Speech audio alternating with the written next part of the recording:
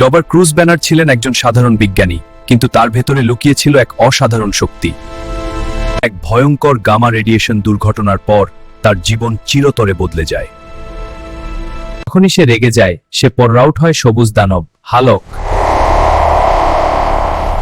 একদিন new York শহরে আক্রমণ চালায় এক বিশাল রোবট। পুলিশ, সেনাবাহিনী কেউই থামাতে পারে না। এবার আর লুকিয়ে থাকার সময় নেই।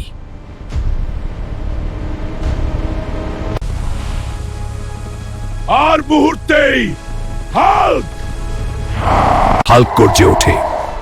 এক লাফে রোবটের সামনে, এক ঘুষিতেই রোবট ধ্বংস। রোবট ছিটকে পড়ে নদীতে, শহর বেঁচে যায়। সবাই ভাবতো হাল্ক শুধু ধ্বংস আনে, কিন্তু আজ মানুষ দেখল সে রক্ষা করতেও পারে।